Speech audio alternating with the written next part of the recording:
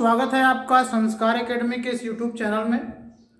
Class 12वीं की chemistry से चैप्टर नंबर 5 पृष्ठ रसायन का अगला क्लास लेकर आपके समक्ष हैं। और आज के क्लास में बेटा हम पढ़ने जा रहे हैं परिक्षिप्त प्रावस्था तथा परिक्षेपण माध्यम के मध्य आकर्षण के आधार पर कोलाइडों का वर्गीकरण, यानी कोलाइडी विलयन का वर्गीकरण। हमने दो अवस्थाओं के आधार पर कोलाइडी विलयन का वर्गीकरण पहले ही कर लिया है। एक हमने भौतिक अवस्था के आधार पर किया था और दूसरा परिक्षेपण माध्यम की प्रकृति के आधार पर किया था। लेकिन आज जो हमारा आधार है, सबसे पहले आधार को समझते हैं। आप जानते हैं कि कोई भी कोलाइडी विलयन दो अवयवों से मिलकर बना होता है या दो प्रावस्थाओं से मिलकर बना होता है। एक को कहते हैं परिक्षिप्त प्रावस्था और दूसरे को बोलते हैं परिक्षेपण माध्यम। इन्हीं दोनों से मिलकर कोलाइडी विलयन बनता है। ठीक है, जो कम मात्रा में होता है उसको हम परिक्षिप्त प्रावस्था कहते हैं, जो ज्यादा मात्रा में होता है उसको हम परिक्षेपण माध्यम कहते हैं। ठीक है, इनके मध्य आकर्षण कैसा है, आकर्षण है भी या नहीं है, इसके आधार पर जब हम वर्गीकरण करते हैं तो उसको हम कहते हैं परिक्षिप्त प्रावस्था तथा परिक्षेपण माध्यम के मध्य आकर्षण के आधार पर वर्गीकरण।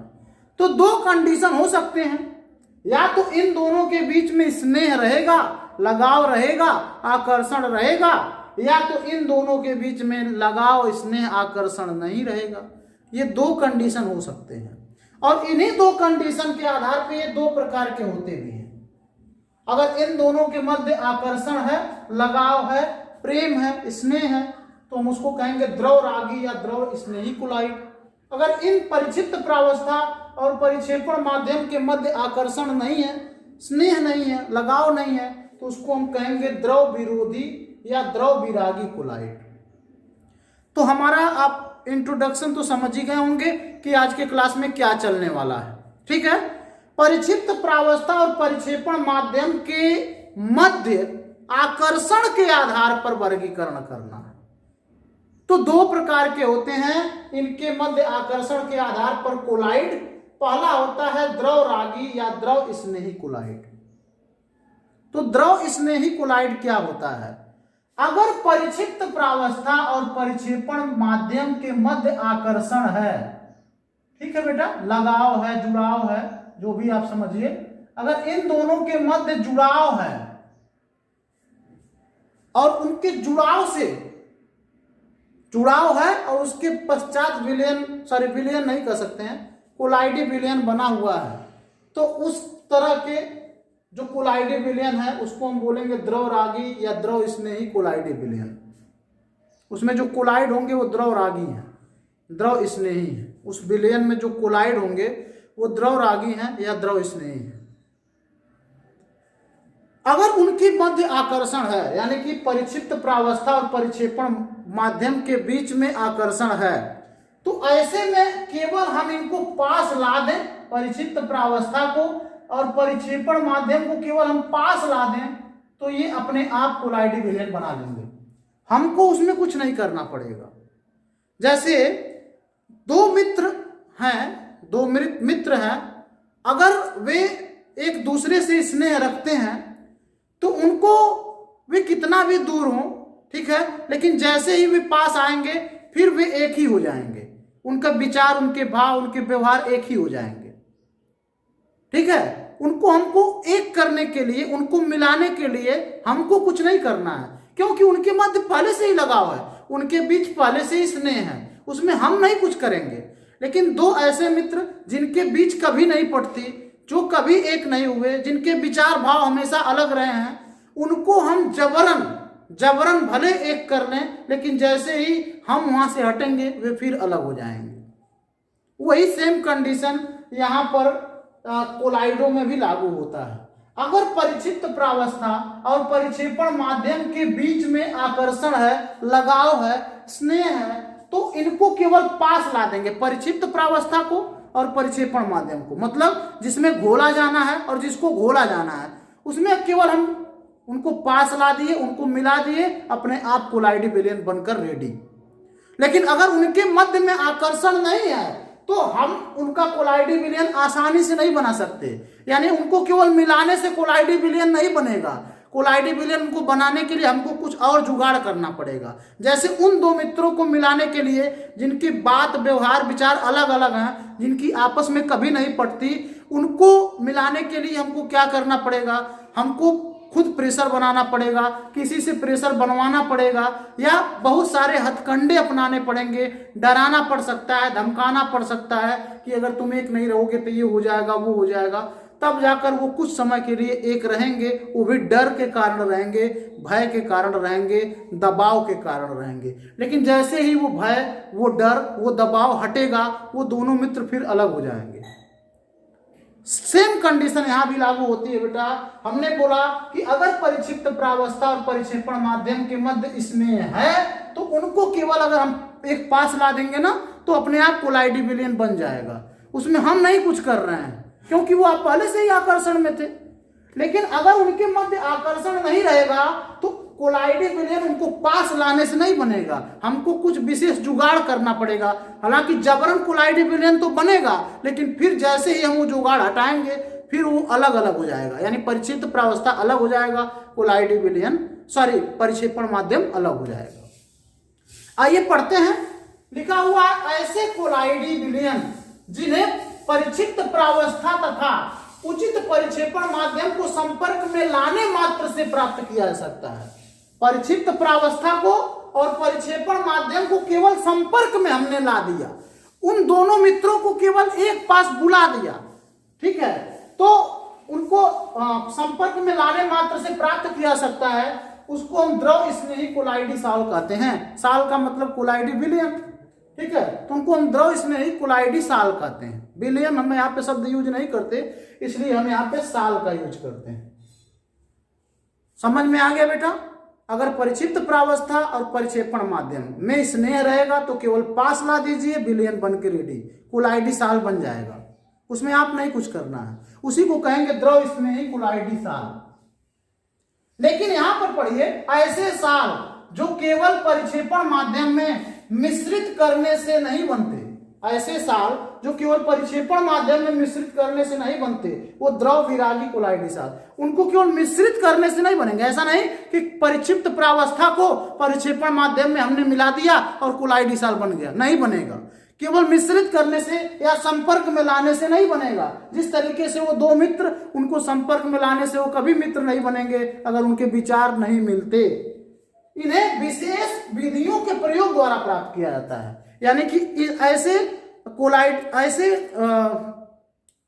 कोलाइडी विलयन को विशेष विधि से प्राप्त किया जाएगा जिसमें परिक्षिप्त प्रावस्था और परिक्षेपण माध्यम के मध्य आकर्षण नहीं है। समझ में आ गया बेटा ना? द्रव स्नेही और द्रव विरागी कोलाइडी साल किसे कहते हैं? जिनमें परिक्षिप्त प्रावस्था और परिक्षेपण माध्यम के मध्य आकर्षण है, उनको केवल पास ला दीजिए, कोलाइडी विलयन बनकर रेडी। और जिनमें परिक्षिप्त प्रावस्था और परिक्षेपण माध्यम के मध्य आकर्षण नहीं है, उनको आप पास लाएंगे तो कोलाइडी विलयन नहीं बनेगा। कोलाइडी विलयन बनाने के लिए हमें विशेष विधि का प्रयोग करना पड़ेगा। हमें क्या करना पड़ेगा बेटा? विशेष विधि का प्रयोग, कुछ जुगाड़ करने पड़ेंगे, तब जाके कोलाइडी विलयन बनेगा। ठीक है बेटा? अब ये उत्क्रमणी होता है। उत्क्रमणी का मतलब, मैं फिर उसी मित्र का उदाहरण लूंगा। दो मित्र हैं, आपस में उनके बीच स्नेह है, उनको हमने पास लाया, वे एक मित्र, वो इकट्ठा हो गए, एक हो गए दोनों। अगर हम उनको फिर अलग भी कर देना, उनको हम फिर दूर दूर, एक को दिल्ली भेज दें, एक को बंबई भेज दें, लेकिन फिर अगर किसी भी कंडीशन के बाद फिर अगर वो इकट्ठा हुए, कहीं भी पास आ गए, तो फिर वो एक हो जाएंगे। उनके विचार, व्यवहार, बात, सारी कुछ सभी बिहेवियर उनका सब कुछ एक हो जाएगा, क्योंकि उनके मध्य आकर्षण है। उनको कुछ समय के लिए दूर कर दिया है, फिर इकट्ठा होंगे, फिर एक हो जाएंगे, तो वो उत्क्रमणी बोले जाएंगे। तो ऐसे ही जो ये विलयन होते हैं, द्रव रागी कोलाइडी विलयन होते हैं, उनमें अगर हम परिक्षिप्त प्रावस्था और परिक्षेपण माध्यम को कुछ समय के लिए अलग भी कर दें और फिर उनको इकट्ठा करें, तो फिर वो एक हो जाएंगे, फिर कोलाइडी विलयन बना लेंगे। ठीक है? अगर हम परिक्षिप्त प्रावस्था और परिक्षेपण माध्यम को कुछ समय के लिए अलग भी कर दें और उनको फिर हम मिलाएं, तो फिर वो कोलाइडी विलयन बना लेंगे। ठीक है। लेकिन अगर इनमें हम इनको अलग कर दें, मान लीजिए बेटा यहां पर हम दो कह सकते हैं अवयव हैं, परिक्षिप्त प्रावस्था, परिक्षिप्त प्रावस्था और परिक्षेपण माध्यम, परिक्षेपण माध्यम। इनको हमने जबरदस्ती मिलाकर किसी जुगाड़ से यहां पर विलयन बनाया। ऐसे विलयनों में अगर हम थोड़ा सा, याद रखिएगा, थोड़ा सा विद्युत अपघट्ट मिला देना, क्या मिला दें, विद्युत अपघट्ट मिला दें, तो ये फिर अलग अलग हो जाते हैं। विद्युत अपघट्ट का मतलब आप समझ ही रहे होंगे, पिछले चैप्टर में आप पढ़ चुके हैं, जो जल में घुलने के बाद अपघटित होकर आयनों में टूट जाते हैं, ठीक है। तो जैसे NaCl एक विद्युत अपघट्ट है। तो ऐसा अगर द्रव विरागी कोलाइडी विलयन होगा या कोलाइडी साल होगा, तो उसमें अगर हम थोड़ा सा विद्युत अपघट्ट मिला दें तो फिर परिक्षिप्त प्रावस्था और परिक्षेपण माध्यम अलग हो जाता है, और फिर वे आपस में जुड़ते भी नहीं, याद रख लो, फिर आपस में वो जुड़ते भी नहीं। यानी ये अनुत्क्रमणीय होता है, इसको लिख भी लीजिएगा आप, ये अनुत्क्रमणीय होता है, ठीक है। और ये क्या होता है, उत्क्रमणीय होता है। यानी इनको अगर आप अलग कर दो तो ये फिर इकट्ठा हो जाएंगे और फिर इकट्ठा होकर कोलाइडी विलयन बना लेंगे। लेकिन अगर आप इनको ही अलग कर दोगे तो ये कभी इकट्ठा नहीं होंगे। एक बार तो जोर जबरदस्ती करके आपने मिलाया, लेकिन अगर फिर उनके बीच में रिश्ता टूट गया तो फिर कभी इकट्ठा नहीं होंगे। समझ में आ गया ना बेटा। जिसमें परिक्षिप्त प्रावस्था और परिक्षेपण माध्यम के बीच में आकर्षण है वो हमारा कहलाएगा द्रव रागी या द्रव स्नेही कोलाइड, और जिसमें परिक्षिप्त प्रावस्था और परिक्षेपण माध्यम के मध्य आकर्षण नहीं है वो हमारा कहलाएगा द्रव विरोधी या द्रव विरागी कोलाइड। इसको दोनों को नोट कर लीजिए।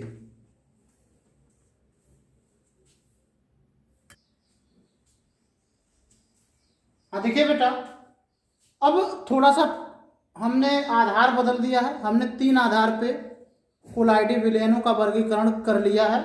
चौथा आधार है परिक्षिप्त प्रावस्था के कणों के प्रकार के आधार पे। परिक्षिप्त प्रावस्था के जो कण होते हैं यानी कि जिनको घोला जाता है उनके आकार के आधार पर वर्गीकरण। तो इस आधार पर वर्गीकरण करने पर हमको 3 प्रकार के कोलाइड मिलते हैं। 2 प्रकार के हमने लिख दिया, 1 प्रकार का अभी इसके बाद। पहला क्या है, बहुआण्विक कोलाइड। अब बहुआण्विक कोलाइड क्या होता है, तो आप जानते हैं कि कोलाइडी विलयनों के कणों का आकार 1 नैनोमीटर से लेकर 1000 नैनोमीटर के बीच में होता है। ये तो आपने पढ़ लिया है कि कोलाइडी विलयन में जो कण होते हैं, विलय के कण, या विलय तो नहीं बोलेंगे, परिक्षिप्त प्रावस्था के कणों का आकार 1 नैनोमीटर से 1000 नैनोमीटर के बीच में होता है। अब मान लीजिए कि कोई ऐसा कण है जिसका आकार 1 नैनोमीटर से कम है, तो क्या होगा। तो निश्चित तौर पे आप समझ सकते होंगे कि अगर ऐसे कण हैं जिनके आकार 1 नैनोमीटर से कम है, वो अगर ढेर सारे कण इकट्ठा होकर मिल जाएं और उनके कणों का आकार इस परास में आ जाए, यानी 1 नैनोमीटर से 1000 नैनोमीटर के बीच में आ जाए, तो वो कोलाइडी विलयन बना सकते हैं। हमारी बात समझिए, कणों का आकार 1 नैनोमीटर से कम है, मतलब विलयन के कणों के आकार के हैं। लेकिन अगर वे कण इकट्ठा हो गए किसी भी तरीके से, किसी भी जुगाड़ से, किसी भी स्थिति में, किसी भी परिस्थिति में, अगर वो कण इकट्ठा हो गए और उन कणों का आकार इकट्ठा होने के बाद 1 नैनोमीटर से 1000 नैनोमीटर के बीच में आ जाता है, तब वे कोलाइडी विलयन बना सकते हैं, ठीक है। और अणु अणु या परमाणु जुड़ेंगे तो इसीलिए उनको बोला जाएगा बहुपरमाणविक या बहुआण्विक। समझ पा रहे हैं। ऐसे कण जिनका आकार 1 नैनोमीटर से कम है वो तो नहीं बना सकते ना कोलाइडी विलयन। लेकिन अगर ऐसे कण ढेर सारे इकट्ठा होकर और उनके कणों का आकार 1 नैनोमीटर से 1000 नैनोमीटर के बीच में हो जाए, तो वे कण इकट्ठा होकर कोलाइडी विलयन बना सकते हैं, और वही वे करते भी हैं। देखिए क्या लिखा हुआ है, विलय करने पर यानी घोलने पर यदि पदार्थ के परमाणु या अणु परस्पर संगुणित होकर बड़ा कोलाइडी कण बना लेते हैं, ठीक है। घोलने पर अगर किसी भी पदार्थ के कण जो 1 नैनोमीटर से कम था, जिनका आकार, जो विलयन के कणों के आकार के थे, विलय के कणों के आकार के थे, यानी उनके कणों का आकार 1 नैनोमीटर से कम था, लेकिन जब हमने उनको घोला तो वे आपस में इकट्ठा हो गए, इस तरीके से इकट्ठा हो गए कई कण, और इस प्रकार जो कणों का आकार हो गया वो 1 नैनोमीटर से 1000 के बीच में अब आ गया। तो अब ये कोलाइडी विलयन बना लेते हैं, और इस प्रकार अगर जो कोलाइडी विलयन बनता है तो उसको हम बोलते हैं बहुआण्विक कोलाइड, यानी कि उनमें जो परिक्षिप्त प्रावस्था के कण हैं वे एक अणु से मिलकर नहीं बनते हैं, वे कई अणुओं से मिलकर तब उतने बड़े हुए हैं।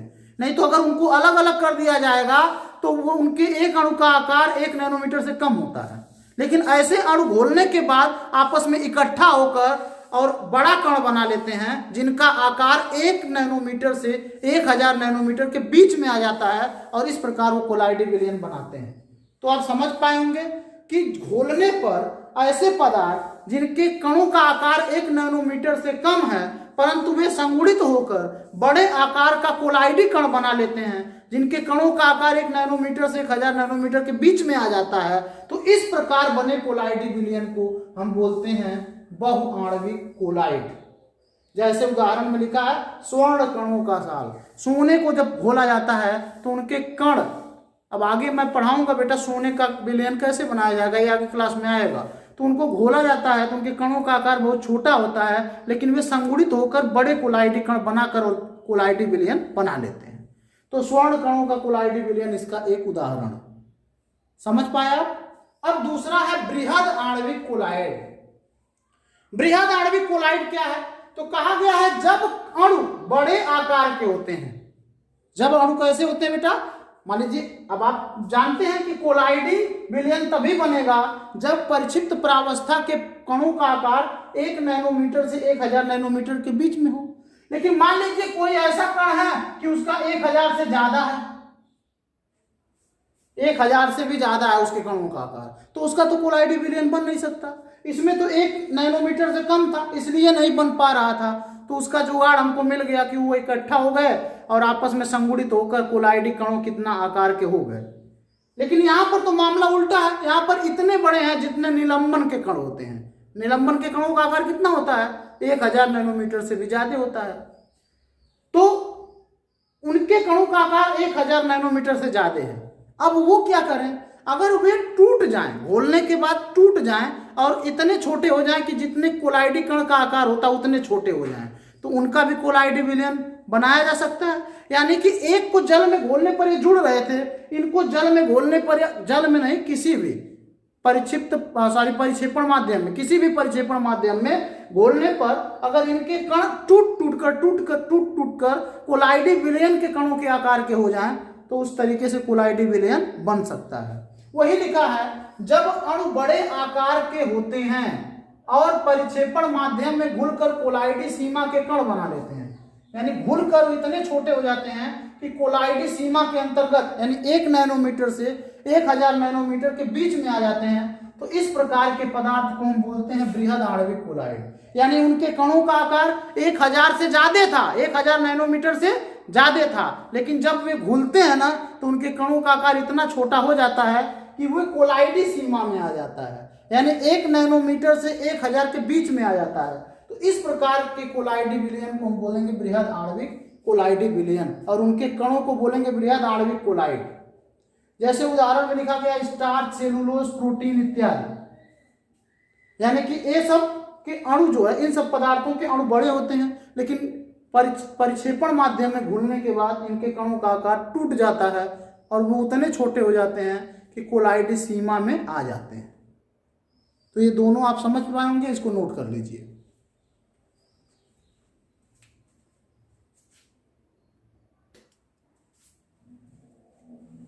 देखिए बेटा, तो तीसरे प्रकार का हमारा कोलाइड है संगुणित कोलाइड या सहचारी कोलाइड। तो ये क्या होता है, संगुणित कोलाइड या सहचारी कोलाइड क्या होता है? तो देखिए बहुत सारे ऐसे पदार्थ होते हैं जिनको थोड़ी मात्रा में घोलने पर, मान लीजिए यहां पर हमने पानी ले लिया और इसमें हमने NaCl यानी नमक को घोल दिया।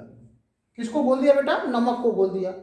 तो इनको जब थोड़ी मात्रा में हम घोलते हैं ना तो ये सामान्य विद्युत अपघट्ट की भांति व्यवहार करते हैं, मतलब ये विलयन की भांति व्यवहार करते हैं। विलयन का मतलब आप समझ रहे होंगे, जिनमें विलय के कणों का आकार 1 नैनोमीटर से कम होता है। तो ये सामान्य विद्युत अपघट्य की भांति व्यवहार करते हैं। लेकिन अगर इसमें हम नमक घोलते जाएं घोलते जाएं घोलते जाएं, मतलब इसकी सांद्रता बढ़ाते जाएं बढ़ाते जाएं बढ़ाते जाएं, बहुत ज्यादा बढ़ा दें, तो ये इनके जो कण है ना, जो जिनको मैं घोल रहा हूं, वे संगुणित हो जाते हैं, ठीक है, और उनका आकार कोलाइडी कणों के आकार का हो जाता है। समझ में आया? और इस प्रकार वे कोलाइडी तंत्र की भांति व्यवहार करने लगते हैं। ये कोलाइडी तंत्र की भांति व्यवहार करने लगता है, विलयन की भांति व्यवहार नहीं करता, अब कोलाइडी तंत्र की भांति व्यवहार करता है। तो इसको हम कहते हैं संगुणित कोलाइड, जिनको मैं घोल रहा हूं। फिर से समझिए, बहुत सारे ऐसे, देखिए यहां पढ़ देते हैं, कुछ पदार्थ निम्न सांद्रता पे, निम्न सांद्रता का मतलब जब उनको थोड़ा सा घोला गया हो, तो कुछ पदार्थ निम्न सांद्रता पर किसी माध्यम में घोलने, मान लीजिए हम पानी में घोल रहे हैं, किसी माध्यम में घोलने पर समान विद्युत अपघट्य की भांति व्यवहार करते हैं। ये सामान्य विद्युत अपघट्य, थोड़ा मोड़ा अगर घोले तो एकदम विलयन की तरह रहेंगे और उसमें विद्युत अपघट्य की भांति व्यवहार करते हैं। लेकिन अगर इनकी सांद्रता बढ़ा दें, मतलब ढेर सारा इसमें घोल दें, लिखा है ना, लेकिन उच्च सांद्रता पर इनको अगर खूब सारा घोल दिया जाए और घोल दिया जाए और घोल दिया जाए, सांद्रता इनकी बढ़ा दिया जाए, तो ये संगुणित होकर, इकट्ठा होकर कोलाइडी तंत्र की भांति व्यवहार करते हैं और इन्हें संगुणित कोलाइड कहते हैं। इस प्रकार बनने वाले ये जो संगुणित कण हैं, जो कई सारे कण मिलकर जो संगुणित होकर बन रहे हैं, जिनके जो कोलाइडी कणों के आकार के हो जा रहे हैं, इनको हम बोलते हैं मिसेल। क्या बोलते हैं बेटा? मिसेल बोलते हैं। फिर से समझ लीजिए, बहुत सारे ऐसे पदार्थ हैं जिनको अगर हम थोड़ी मोड़ी मात्रा में घोलें, किसी भी माध्यम में थोड़ी मोड़ी मात्रा में अगर घोलते हैं, तो वे सामान्य विद्युत अपघट्य की भांति व्यवहार करते हैं। जैसे नमक को हमने थोड़ा मोड़ा पानी में घोल दिया तो विद्युत अपघट्य की भांति व्यवहार करेगा। लेकिन अगर उसकी मात्रा को हमने ढेर सारा घोल दिया, ज्यादा मात्रा में हमने नमक को घोल दिया और घोलते गए, तो उनके कण इकट्ठा हो जाते हैं और मिसेल बना लेते हैं। याद रखिएगा, वे कण इकट्ठा होकर क्या बनाते हैं? ज्वाइंट होकर मिसेल बना लेते हैं और कोलाइडी तंत्र की भांति व्यवहार करने लगते हैं। और इन संगुणित कोलाइड, इन्हें हम क्या कहते हैं? संगुणित कोलाइड बोलते हैं। क्या बोलते हैं बेटा? इकट्ठा होकर जो मिसेल बनाते हैं, उन कणों को हम बोलते हैं संगुणित कोलाइड। और इस प्रकार के हम विलयन को बोलेंगे संगुणित कोलाइडी विलयन। थोड़ी मोड़ी मात्रा में घोला तो वो विद्युत अपघट्य रहा, विलयन की भांति व्यवहार कर रहा था। लेकिन ढेर मात्रा में घोला, यानी ज्यादा मात्रा में घोला, बहुत सारा मात्रा में घोला, तो वो इकट्ठा होकर क्या बनाने लगा? वो इकट्ठा होकर मिसेल बना लिया और कोलाइडी तंत्र की भांति व्यवहार करने लगा। लेकिन याद रखो, अगर इनकी सांद्रता घटाओगे आप, मतलब मान लीजिए पानी में हमने नमक घोल दिया ढेर मात्रा में, एक गिलास, ऐसे समझिए हमने ले लिया एक गिलास पानी और इसमें हमने खूब सारा नमक घोल दिया, तो ये कोलाइडी विलयन की भांति तो व्यवहार करने लगेगा। लेकिन अगर इसकी सांद्रता को मैं घटा दूं, सांद्रता कैसे घटेगी? जब हम इसमें और पानी डाल देंगे और पानी डाल देंगे। अगर इसमें हम पानी डालकर इसकी सांद्रता को घटा दें, यानी तनु बना दें, तो ये फिर विलयन की भांति व्यवहार करने लगेगा। यानी ये जो कोलाइडी विलयन है या कोलाइडी अवस्था है, ये सांद्रता पर डिपेंड करेगा। अगर सांद्रता ज्यादा रहेगी तो कोलाइडी अवस्था में रहेगा, अगर सांद्रता जैसे ही मैं घटाऊंगा वैसे ही फिर ये विलयन के रूप में हो जाएगा। समझ में आ गया बेटा? इसको भी आप नोट कर लीजिए।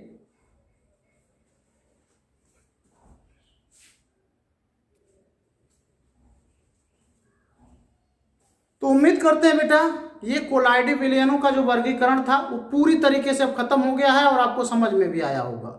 मिलते हैं कल एक नए टॉपिक के साथ अगले क्लास में। तब तक के लिए अपना ध्यान रखिएगा। आपका दिन शुभ हो। Have a nice day and take care.